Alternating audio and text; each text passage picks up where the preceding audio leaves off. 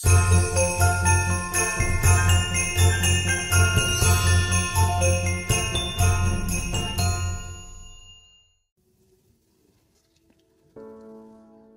করছি আজকের গল্প। বাবা, লেখক শ্রী চঞ্চল কুমার ঘোষ। চিঠিটা হাতে নিয়ে অনেকক্ষণ স্থির দাঁড়িয়ে থাকেন অলোকনাথ। তার ছেলে বাবু আর চিঠি। অলোকনাথের গ্রামের বাড়িতে টেলিফোন নেই, যোগাযোগের জন্য চিঠিই ভরসা। 1.5 বছর আগে স্ত্রী মারা যাওয়ার পর বিশেষ কারোর সঙ্গে আর যোগাযোগ রাখেননি অলোকনাথ। বিরাট বাড়িটায় থাকার মধ্যে তিনি আর কাজের লোক দেবেন বহু বছর এ বাড়িতে আছে। কার চিঠি বাবু? জিজ্ঞাসা করল দেবেন। বাবু আর 3 বছর আগে চাকরি নিয়ে আমেরিকায় চলে গিয়েছিল বাবুয়া। তারপর শুধু চিঠি ছাড়া বাড়ির সঙ্গে আর কোনো যোগাযোগ নেই। দেবেনের কোলে পিঠেই ছোটবেলায় মানুষ হয়েছিল বাবুয়া। জিজ্ঞেস করল, কি লিখেছে বাবুয়া? 20 তারিখ বাবুয়া কলকাতায় আসছে। আমেরিকার যে কোম্পানিতে চাকরি করে তাদের কলকাতায় নতুন অফিস খোলা হচ্ছে। অফিসের কাজ সেরে 22 তারিখে গ্রামে আসবে, পরদিন ফিরে যাবে। দেবেনের মুখে চাপা বিরক্তি ফুটে উঠল। আস্তে আস্তে বলল, 3 বছরে একবার বাড়ি আসার সময় হলো না? অফিসের কাজ তাই আসছে? কোনো জবাব দিলেন না অলোকনাথ। 1 বছর হলো চাকরি থেকে অবসর নিয়েছেন। বয়সের তুলনায় বৃদ্ধ মনে হয়। বারান্দা থেকে নিজের ঘরে এলেন। পুরনো আমলের ঘর, একপাশে বিরাট খাট, সামনের দেওয়ালে অলোকনাথের স্ত্রী লীলার বাঁধানো ছবি, হাসি মুখ, কপালে জল করছে সিঁদুর। ছবির সামনে এসে দাঁড়াতেই বুকের মধ্যে হু হু করে ওঠে অলোকনাথের। খুব শান্ত ছিল লীলা। 40 বছরের বিবাহিত জীবনে মনে পড়ে না কখনো তাদের মধ্যে ঝগড়া রাগারাগি হয়েছে। বিয়ের 8 বছর পর বাবুয়া জন্মালো, তাই ছেলে অন্ত প্রাণ ছিল লীলার। অলোকনাথ গ্রামের স্কুলের হেডমাস্টার, বরাবরই একটু গম্ভীর প্রকৃতির। বাবুয়ার যত চাওয়া ছিল মায়ের কাছে। অলোকনাথ মাঝে মাঝেই বলতেন, বাবুয়া আমার চেয়ে তোমায় বেশি ভালোবাসে। কোনো কথা বলতো না লীলা, শুধু হাসত। সেই বাবুয়া যখন স্কুল পাশ করে ইঞ্জিনিয়ারিং পড়তে কলকাতায় চলে গেল, লীলার সে কি কান্না। বাবুয়াই সান্ত্বনা দিয়ে বলেছিল, কাঁদছো কেন মা? ছুটি পড়লেই বাড়ি চলে আসব। তারপর যখন পাশ করে চাকরি পাবো, যেখানে থাকবো, বাবাকে আর তোমাকে নিয়ে যাব আমার কাছে।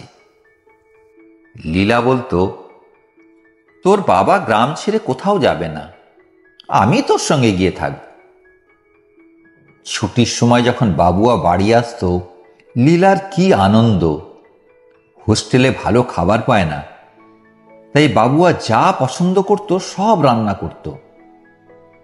সেই বাবুয়া যখন পাশ করল, অলোকনাথ সারা স্কুলে মিষ্টি বিলিয়েছিলেন। চাকরি পেয়ে প্রথম 6 মাসের জন্য মুম্বাই, তারপর আমেরিকা যাবার আগে বাড়ি এসেছিল। লীলা কেমন গম্ভীর হয়ে গিয়েছিল। ছেলের মাথায় হাত বুলাতে বুলাতে বলেছিল, কেন আমেরিকা যাচ্ছিস? জবাব দিয়েছিল বাবুয়া, ওখানে একটা কোম্পানি অনেক টাকা মাইনে দিচ্ছে। অলোকনাথ বলেছিলেন, শুধু কটা টাকার জন্য নিজের দেশ ছেড়ে চলে যাচ্ছিস? বাবুয়া বিরক্ত মুখে বলেছিল, টাকা ছাড়া এই যুগে বাঁচা যায় না। আমি তোমাদের টাকা পাঠাবো, কলকাতায় তোমরা একটা ফ্ল্যাট কিনে আরামে থাকতে পারবে। লীলা ছেলের দিকে তাকিয়ে বলেছিল, আমরা টাকা চাই না, মাঝে মাঝে আসিস, তোকে দেখতে পেলেই আমাদের আনন্দ। সেই লীলা যখন অসুস্থ হয়ে পড়ল, ছেলের জন্য অস্থির হয়ে উঠেছিল। 2 মাস বিছানায় পড়েছিল লীলা। 4খানা চিঠি লিখেছিলেন অলোকনাথ, একটিবার মাকে দেখে যা। জবাব দিয়েছিল বাবুয়া, নতুন কোম্পানিতে জয়েন করেছি, আগের কোম্পানির চেয়ে এখানে ডবল মাইনে, 3 মাস কোনো ছুটি পাবো না। ছেলেকে না দেখেই পৃথিবী থেকে চলে গিয়েছিল লীলা। তারপর ছেলের একটা চিঠি পেয়েছিল অমরনাথ, ভেরি সরি বাবা, মাকে দেখতে পেলাম না। লীলার মৃত্যুকে মন থেকে মেনে নিতে পারেননি অলোকনাথ। মনে হয়েছিল তার মৃত্যুর জন্য বাবুয়াই দায়ী। যদি কোনোদিন দেখা হয় বলবেন, বাবুয়া, তুই পরশুরামের মতন মাকে খুন করেছিস, তবে কুড়ুল দিয়ে নয়, যন্ত্রণা দিয়ে। সেই বাবুয়া আসছে। লীলার ছবির সামনে দাঁড়িয়ে হঠাৎ চিৎকার করে ওঠেন অলোকনাথ, বাবুয়াকে আমি ক্ষমা করতে পারবো না লীলা, সে আমার কাছে মৃত। এ বাড়িতে এলে দরজা থেকে তাকে তাড়িয়ে দেব। হাতের চিঠিটা ছিঁড়ে টুকরো টুকরো করে খোলা জানলা দিয়ে ফাঁসিয়ে দিলেন অলোকনাথ। সময় এগিয়ে চলে, সূর্য ওঠে, সূর্য অস্ত যায়, রাত নামে, ভোর হয়। অলোকনাথের প্রতিদিনকার জীবনে বাবুয়ার কথা আর মনেও পড়ে না। প্রতিদিনকার মতন সেদিনও দুপুরে স্নান সেরে দোতলার বারান্দায় বসে গীতা পড়ছিলেন অলোকনাথ। হঠাৎ গাড়ির শব্দে মুখ তুলে তাকালেন। বাড়ির সামনে একটা সাদা গাড়ি এসে থামল। একটু অবাক হলেন অলোকনাথ। গাড়ি নিয়ে কে এলো? তার চেনা জানা কারো এমন তো গাড়ি নেই। মুহূর্তে মনে হলো, তবে কি বাবুয়া? দেয়ালে টাঙানো ক্যালেন্ডারের দিকে চোখ পড়ে। হ্যাঁ, আজই তো 22 তারিখ। গাড়ির দরজা খুলে বেরিয়ে আসে বাবুয়া, হাতে একটা বড় ব্যাগ। গীতাটা বন্ধ করে উঠে দাঁড়ালেন অলোকনাথ। মনে হলো চিৎকার করে বলবেন, ফিরে যা, এ বাড়িতে ঢোকার তোর কোনো অধিকার নেই। কিসের জন্য তুই এসেছিস?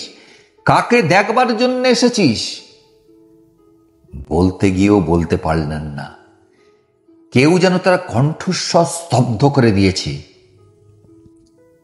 দোতলার বারান্দায় উঠে আসে বাবুয়া, পাথরের মূর্তির মতন স্থির অলোকনাথ। সামনে এসে দাঁড়ায় বাবুয়া। মুখ ফিরিয়ে নেন অলোকনাথ। বুকের মধ্যে যেন যন্ত্রণার ঢেউ উঠছে। হঠাৎ পায়ের সামনে মাথা নিচু করে বসে পড়ে বাবুয়া। বাবা, আমায় ক্ষমা করো। বাবা শব্দটা বুকের মধ্যে এসে আছড়ে পড়ে অলোকনাথের। কতদিন আগে শেষবার এই ডাক শুনেছিলেন। ঘরের মধ্যে রাখা লীলার ছবির দিকে চোখ পড়ল।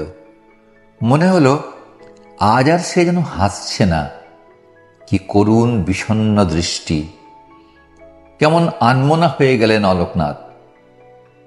কত কিছু ভেবেছিলেন ছেলেকে বলবেন, মুখ দিয়ে একটা শব্দও বার হলো না। পায়ের সামনে বসে তারই সন্তান। আস্তে আস্তে ছেলের মাথায় হাত রাখলেন। তারপর শান্তভাবে বললেন, কেমন আছিস বাবুয়া?